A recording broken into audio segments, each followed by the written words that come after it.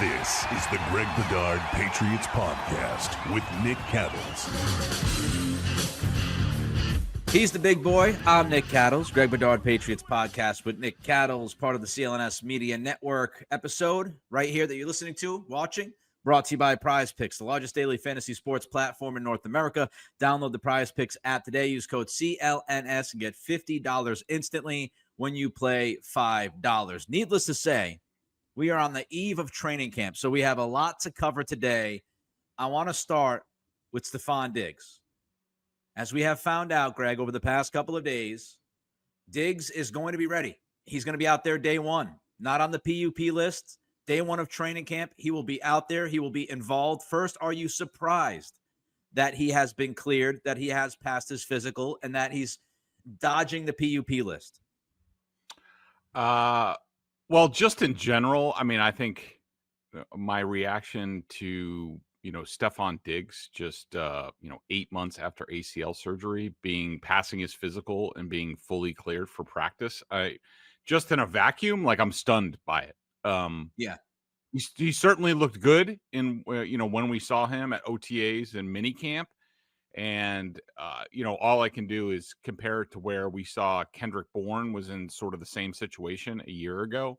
And it's not even close, like how much more ready Stefon Diggs looked when we saw him compared to Bourne, who was still looked really stiff. He was, limping, definitely on his own program, not even really close to a practice field.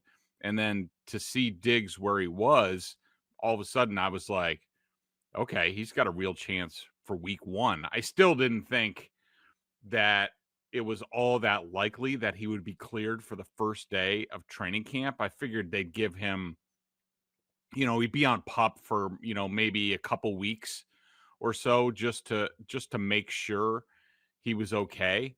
But I think, the word that I would use is stunned. And what's funny is, Nick, is that I wrote a column that, we scheduled and posted on BSJ this morning at 8 o'clock. And a lot of it, or at least most of it, centered on, Diggs and also Carlton Davis ending up on NFI. And I had in there that he had, passed his physical and that he was cleared and that he was going to be on a ramp up program in training camp, not quite, 100% full go at the start, which I think is prudent. I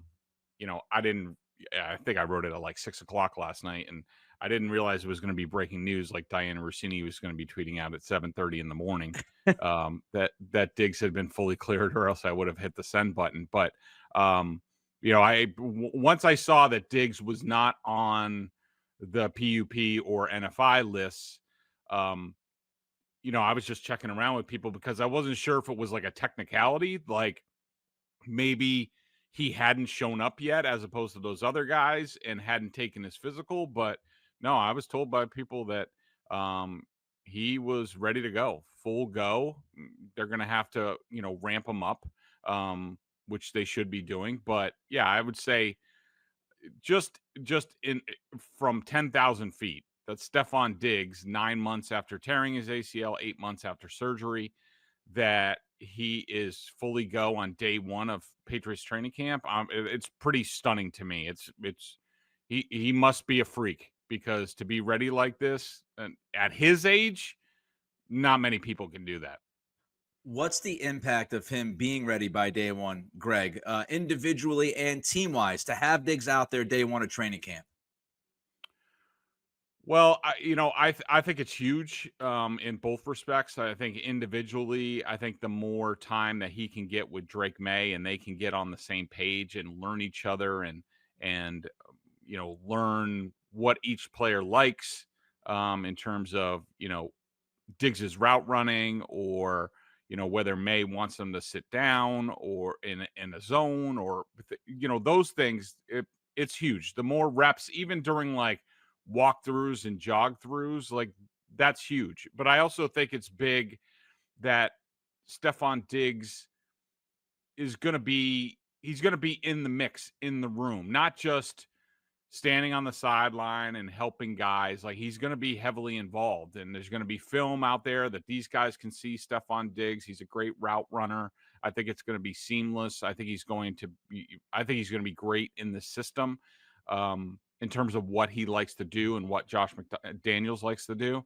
And so to have Diggs full go, that, Kyle Williams and Jalen Polk and Demario Douglas and these guys can watch Stefon Diggs film in the system that they're learning, I think is huge. So all the way around, it's great news for the Patriots. How do you handle him? If you're Vrabel, if you're Josh McDaniels, Todd Downing, as far as reps, how much he's out there, any idea how you would handle him, especially during these early stages of camp? I think I would sort of continue on. I don't even know if he was like Jalen Polk took part in sort of team jog throughs.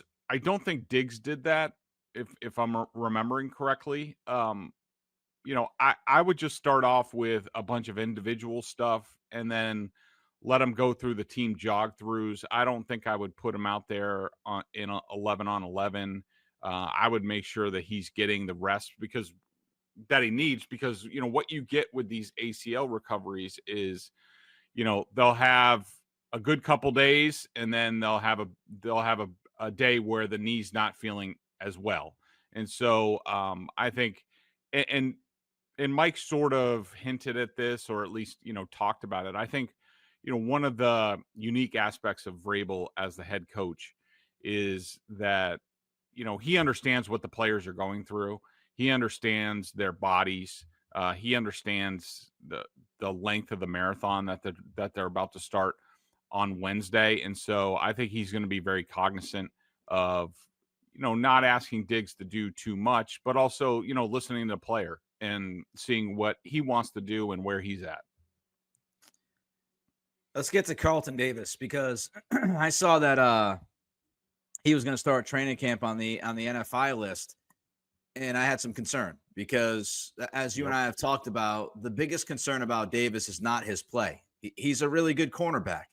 The biggest concern is he misses games. He misses usually about a month out of the season every year. It's like clockwork. And I saw him on the NFI list, and I read your column at BSJ. Sounded like you had some of the same kinds of concerns. But it does sound like Davis is going to be back tomorrow. Vrabel said he expects him back tomorrow. So he should be out there day one of camp, which is crucial. And Greg, I don't want to overreact. Yeah. And I'm not going to hit any kind of panic button or anything about Carlton Davis. But it has been a less than ideal summer for him. He wasn't there at OTAs. He didn't look necessarily great at mandatory minicamp. He kind of took his handed to him from time to time by Pop Douglas. And I just feel like he needs to get his feet underneath him a little bit.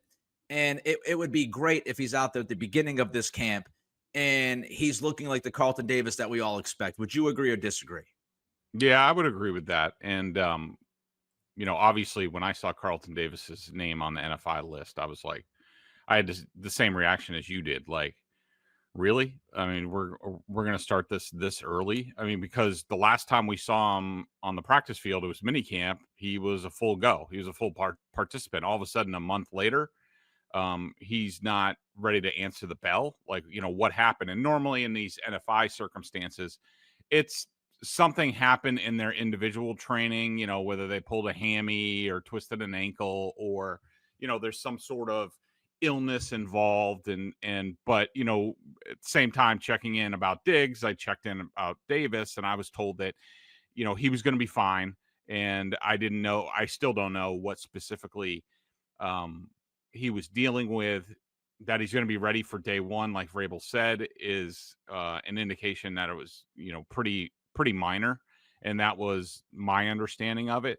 But I do think, and you're right, I think that Carlton Davis is one of the players that I worry the most about on this team, because I just know from, watching his film, when he's on the field and he's on top of his game, he's really, really good. I mean, I don't know if he's a number one. He's been a number two. I don't know. Terrian Arnold was the number one in Detroit last year. And I don't know if he really, earned that, or was because he was like a first round pick or what. But I thought Davis was better than him in the films that I watched. Arnold did get the tougher assignments at times. Carlton Davis mostly played left cornerback. There was, as the season progressed, he would play both sides and align up different places. But I don't know much about Carlton Davis outside of, looking at his games played, which you said he misses about a month every season that he's been in the NFL. And just from watching his film, but, observing him at minicamp, observing his career, I think Carlton Davis is going to have to be one of those players that Vrabel finds a way to reach and sort of get, he's a really good player, and I think he's going to be a really good player here. But in terms of his availability, he's certainly a willing tackler. But, when a guy misses that much time throughout his entire career, he's never played a full season, you do sort of question the toughness level a little bit. And I think Vrabel, this is why you get Mike Vrabel and this type of situation where Carlton Davis has been pretty good.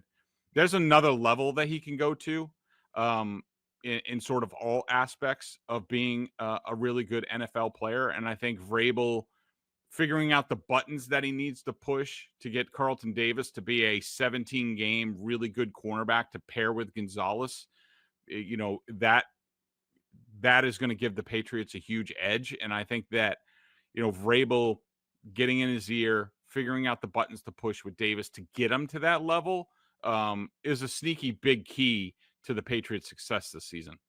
All right, so we got news that Diggs is ready to go. We got news that Davis is expected to be a full go as of tomorrow. And we also found out that Jahlani Tavai is expected to be out there for day one of training camp. Are you surprised by that, Greg, after watching Tavai go down during mandatory minicamp and how that looked? Yeah, it did not look good. I thought he might have, torn his Achilles or tore his calf muscle or, something, the way that he immediately and didn't stop holding his leg, and they, had to halt practice for a while. Like, it did not look good. I know there were reports after that it was just something with his calf and he would be ready, but I still kind of doubted that. But, it'll be interesting to see like how quickly he can do things, because I still think, his role on this team, his position, I mean, I think it's entirely in the air. I mean, could he end up being the starter next to Robert Spillane? Yes.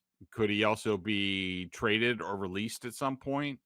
Yes. I think that whole outside of Robert Spillane, I think everybody else's role at linebacker is completely up in the air. And I don't rule Tavai out completely. I think the last time we saw him, it looked like he lost a little weight to get a little bit faster.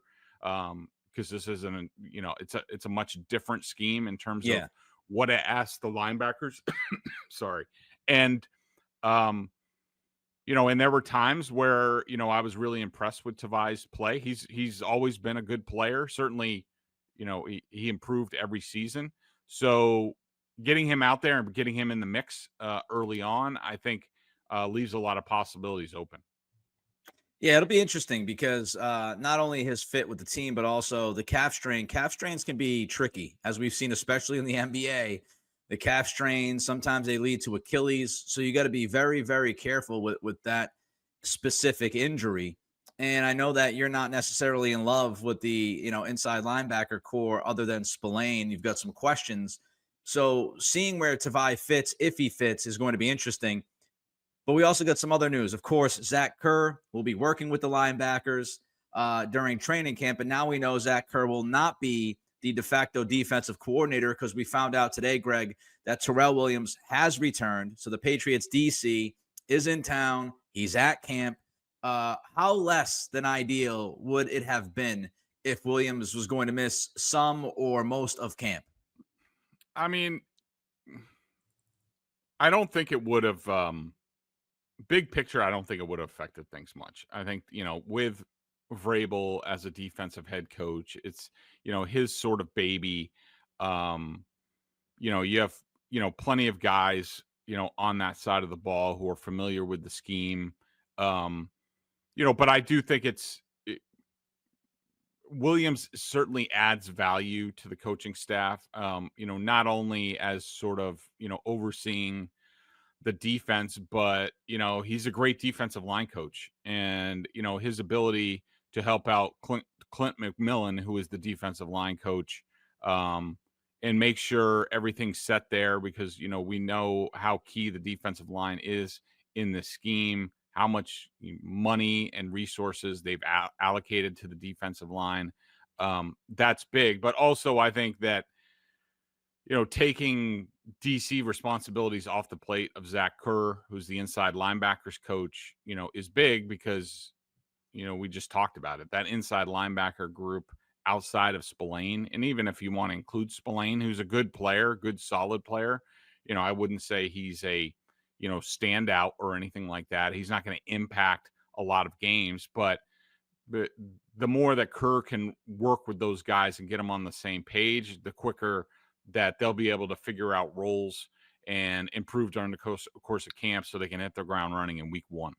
All right, we got a lot more to get to, but first, Greg wants to tell you about Prizepicks. Prizepicks is the best place to turn your sports knowledge into cash. With millions of members, Prizepicks has made daily fantasy sports accessible to all. You just pick more or less than at least 2 players for a shot to win up to 2,000 times your cash. Run your game all season long on Prizepicks. On Prizepicks, you can mix and match player projections from different sports.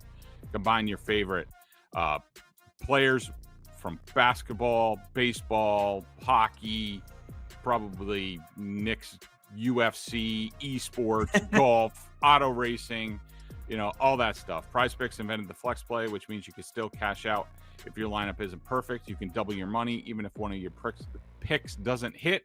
Prizepicks puts their members first, so all withdrawals are fast, safe, and secure. When my picks hit, I can get my money in as quick as 15 minutes. Prizepicks also offers weekly promotions that can lead to big payouts like Taco Tuesday. That's today. Each Tuesday, Prizepicks discounts select player projections up to 25% to provide even more value for your lineup. Download the app today. Use code CLNS to get $50 instantly after you play your first $5 lineup. Again, that's code CLNS to get $50 instantly after you play your first $5 lineup. Prizepicks, run your game. And for those listening, we ask that you subscribe to the podcast, leave a review for us.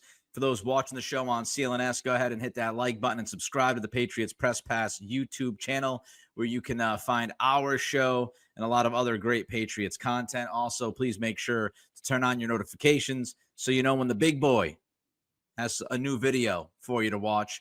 And you also want to check out the big boy along with Mike Giardi at BSJ. $50 for the year. Bedard, Giardi tag teaming the Patriots coverage. Great stuff from them. All right. Few more things I want to get to before we get to Greg's list of the 5 most important players for camp.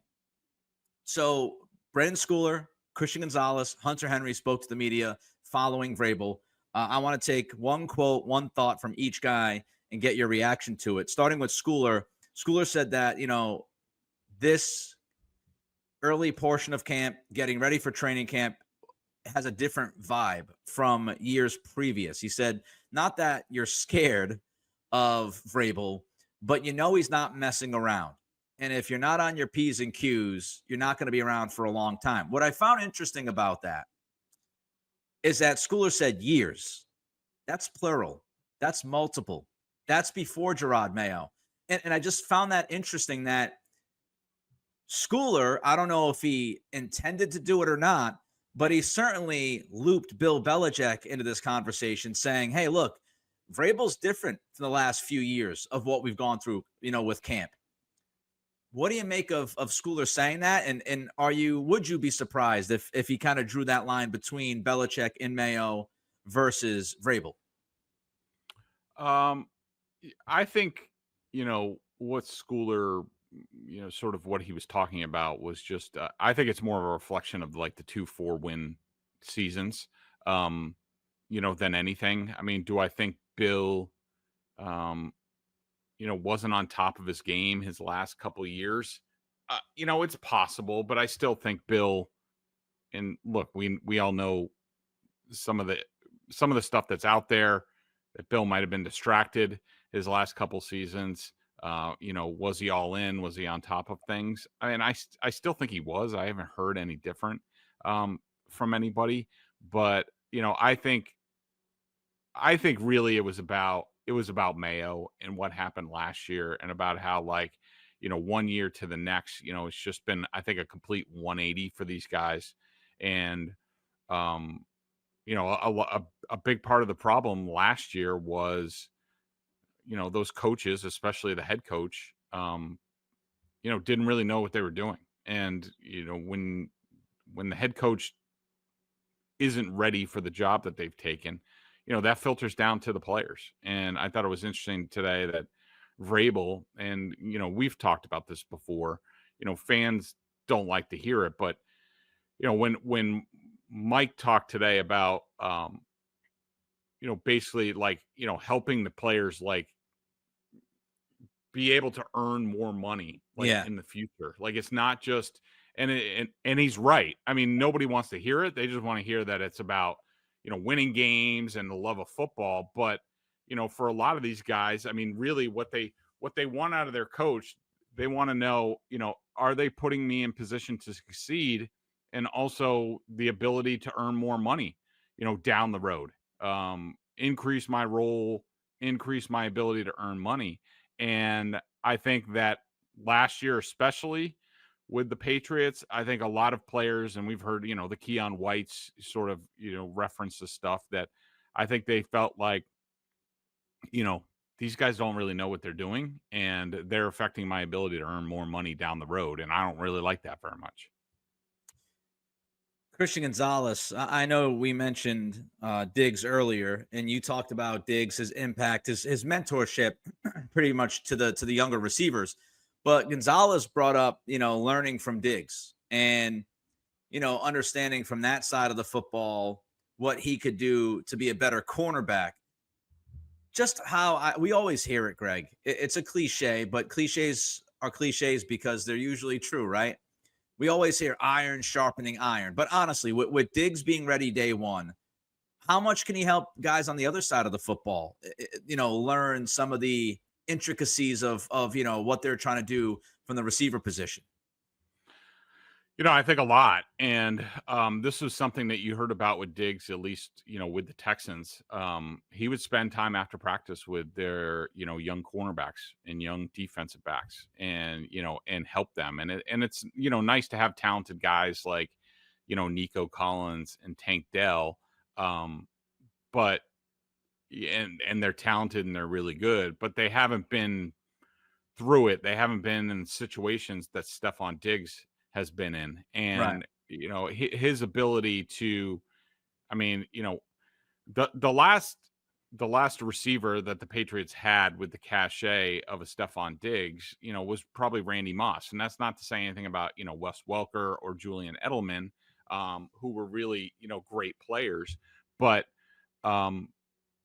Christian Gonzalez having the opportunity to tap into the minds of Stefon Diggs and, hey, what are you looking to do here? How are you trying to set up this cornerback? And, Diggs can harken back to big games, and also, Josh Allen and different things. So I think it's big, and he has the reputation definitely for doing that. And I think it's going to help out, especially a guy like Christian Gonzalez, who, hasn't come close to his ceiling yet. All right, let's get to Hunter Henry. He talked about accountability, saying, we all need accountability. And I was just thinking, Greg, to what was said after Mayo was fired, the idea that some players, I don't want to try to twist this into the entire roster, but some players told the media, told some writers that they pretty much lost confidence in Mayo and the coaching staff really early on. And, during camp and stuff, it just felt like the coaching staff was throwing stuff up against the wall. So just, combining Hunter Henry's discussing of, accountability, and Schooler saying what he said, from what you're catching, right? From what you're picking up, from what they're putting down, does it just feel like this is a serious football program again on the eve of this training camp? Yeah, absolutely. And I think that's why a lot of these guys, are excited that, I think they know that this coaching staff, which is talented from the top to the bottom. Even, the offensive line having, 3 different coaches and experienced coaches is just such a departure from where they've been at in recent years. I think, these guys get excited, when, as a coach, if you can show the player every day or close to every day that you can help them get better and put them in position to succeed, that's where you get buy-in, and that's where you get the respect from the players, and they play a little bit harder, and they understand, even if you're, dog cussing them about something, like you're doing it for a reason, to get them to be a better player. Yeah. And I think that what permeates, all 3 of those guys, what they said, what we've heard from other guys, like when Keon White talked during mini camp, these guys are just excited because they feel like the coaches have their best interest at heart, and they're going to put them in position to be the best football player that they can be. All right, we got more coming up, but first, want to tell you about the CLNS Media Network, Celtics All Access on CLNS for behind-the-scenes content segments from our many Celtics podcasts. We got the NBA History Channel, the Patriots Press Pass we talked about earlier in the podcast, and Bruins Ringside as well. So check those out at CLNS. All right, before I get to Greg's 5 most important players, I was reading Greg's work today at BSJ, and I was going to tweet this, but I said, you know what? We're doing the podcast together today, so I just asked Greg on the pod. Greg, why did you choose violence on Bill Belichick today? Wasn't that bad? No, I would say it was. I would say it was a little bit of a roasting.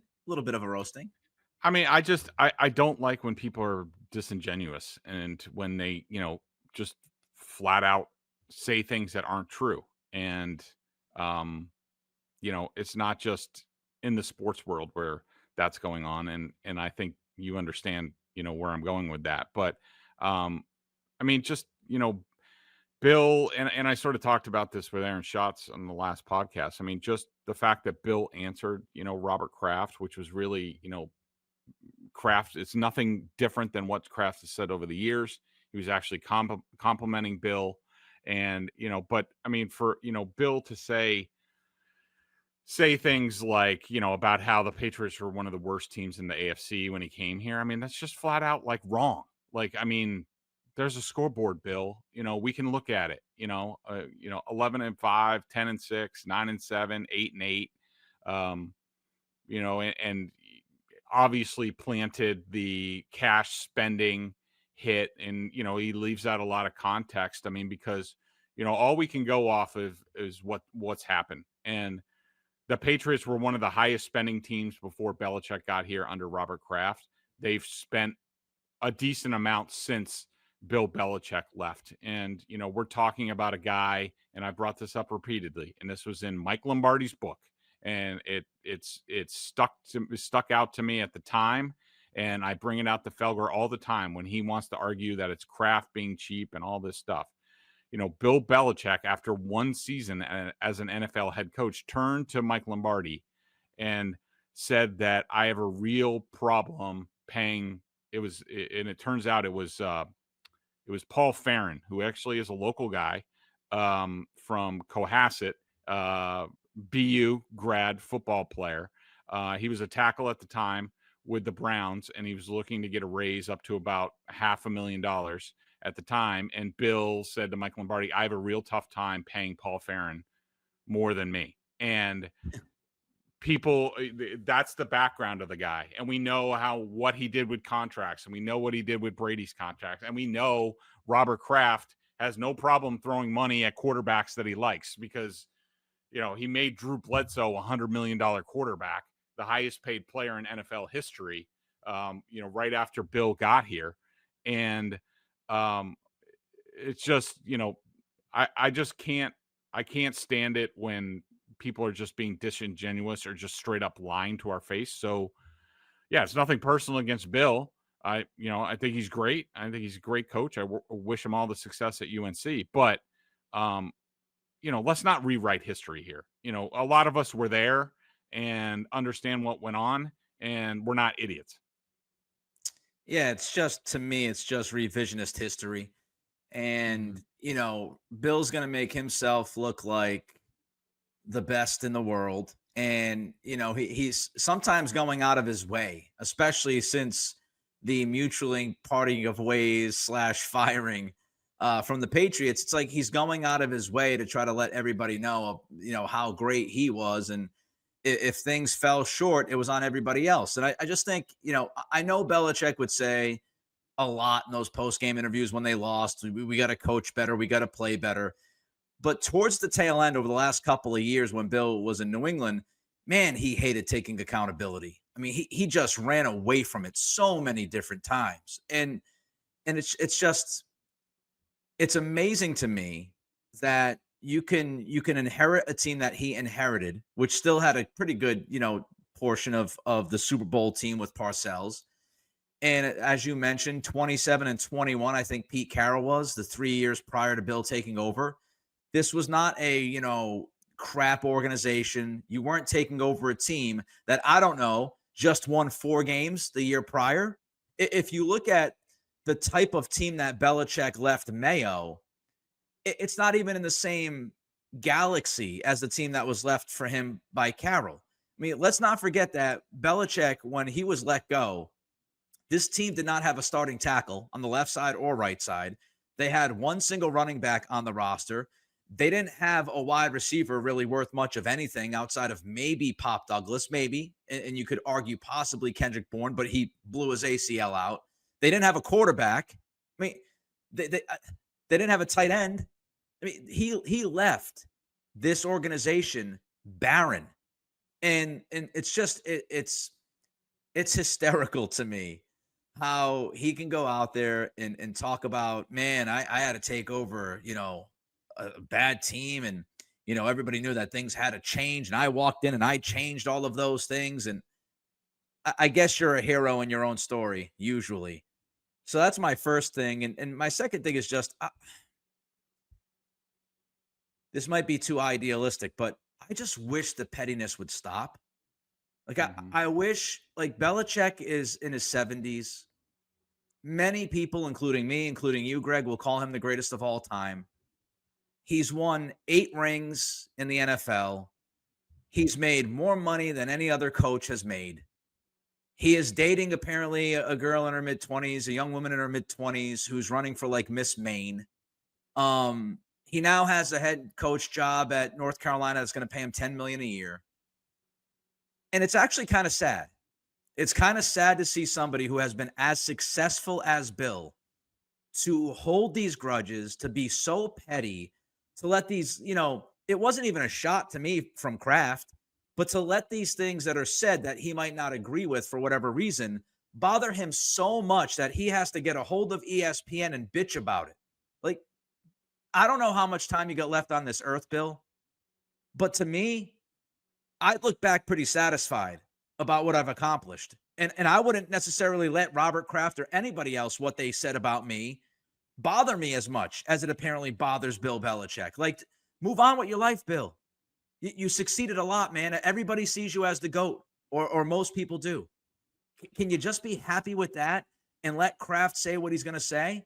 I mean, like I said, it's kind of a sad thing to see somebody who's getting closer to 75 years old want to fist fight in a phone booth over every little thing that's said that he might not agree with, go on national television and bitch about all these other people. It's like, dude, so I would just love to see Belichick be the bigger man, but I just don't think that's possible. I don't think he approaches life that way. I don't think that's how he sees things from his viewpoint. And I just feel like he will always be that guy that keeps the list of people like next to his bed that said something wrong about him, no matter how much he's accomplished. And there's a sadness to that. All right, let's get to the 5 most important players for Greg as we get ready for training camp. We start with the obvious. Drake Maye. Yeah, I think, this is pretty evident to everybody. I mean, look, he got off to a good start in his career last year. We all know how talented he is.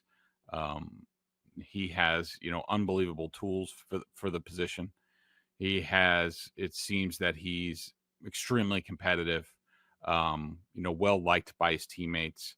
The big thing is, is he going to be able to continue to make strides in the McDaniels offense? Because I do think this scheme, the sky's sort of the limit for him in terms of, eventually the tools that he'll have at his disposal to do certain things. And, with Josh, it's sort of, you get what you earn in terms of those tools. And I would expect him to get them, pretty quickly.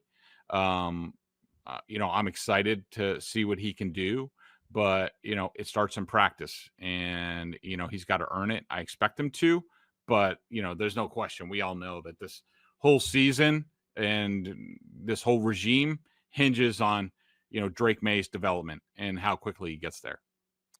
Next guy, Christian Barmore.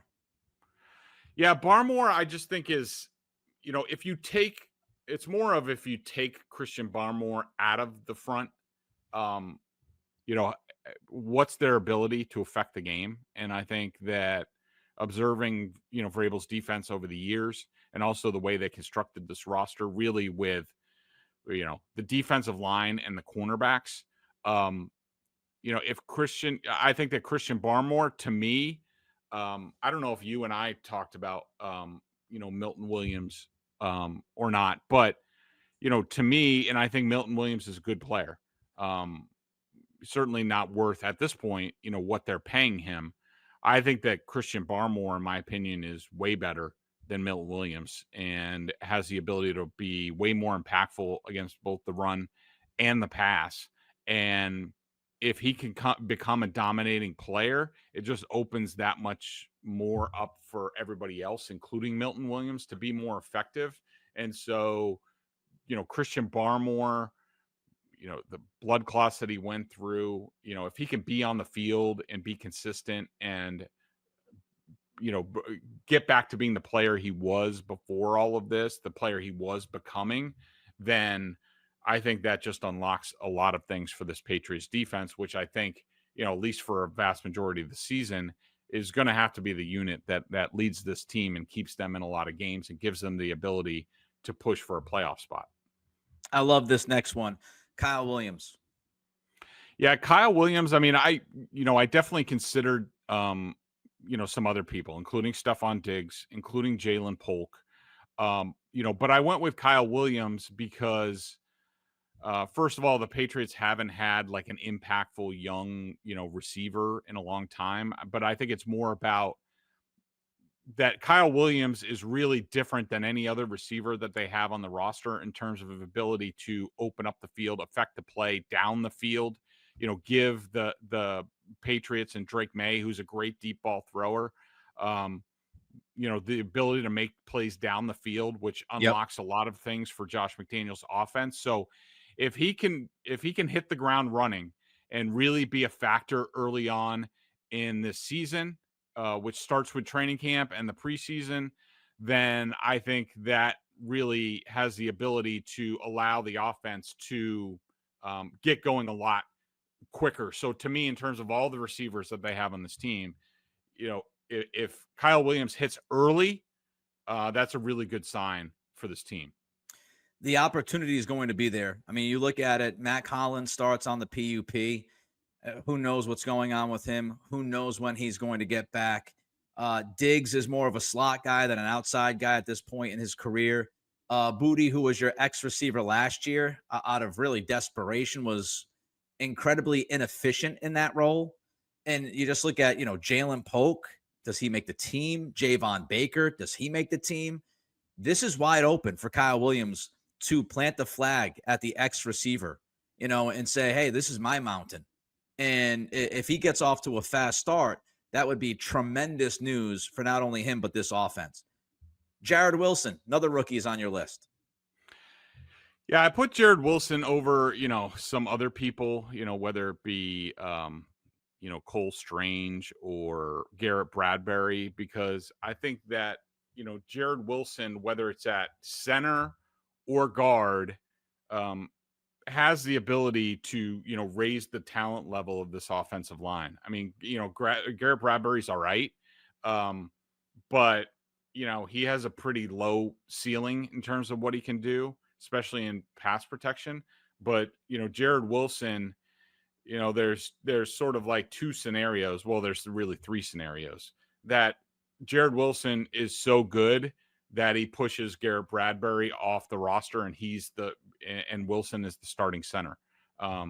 Which, I think he has that ability to do, whether it's now or down the line, or, he's so good, but Bradbury's fine enough at center as a veteran that they put Jared Wilson at guard and he starts and solves that issue for the Patriots. And the third scenario is, he's not quite ready. We know he's on one of the lists right now. I think it's PUP, or no, it's NFI. That it takes him a while to get off, that, he doesn't really get healthy, and all he is sort of a backup for the season. And so that would be less than ideal. But I think if Jared Wilson, I think he has a very high ceiling as a player.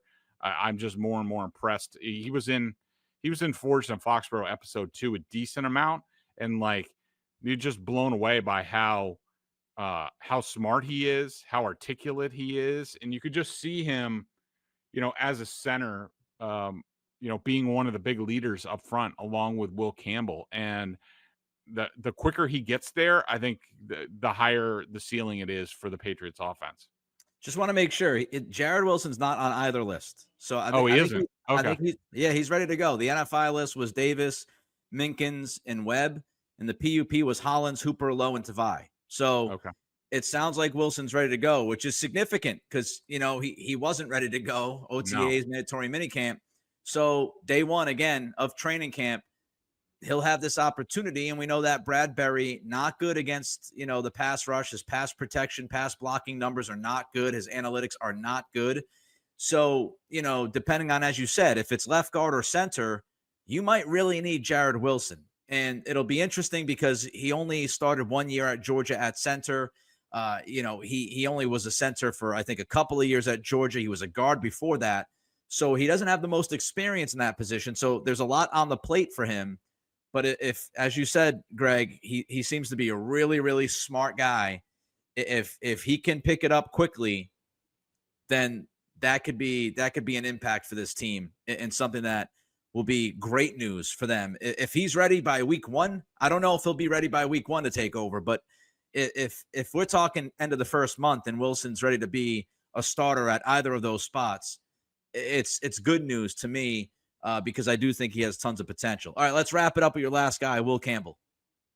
Yeah, I think, when I think about Will Campbell, I think, my expectation is that, even if he's not the world's greatest NFL tight end at this point, he's going to be an upgrade over what they did last year, and that's really good. But I do, leave open the possibility, and why I think it's important, and it's, you might say it's vital to this team is, just remembering back when Vrabel's, I think it was his last season in Tennessee, and they drafted Peter Skoronski, I want to say in the top 10, and he, they weren't really sure where he's going to play. Yeah. Now they've said from the get-go that Will Campbell's left tackle.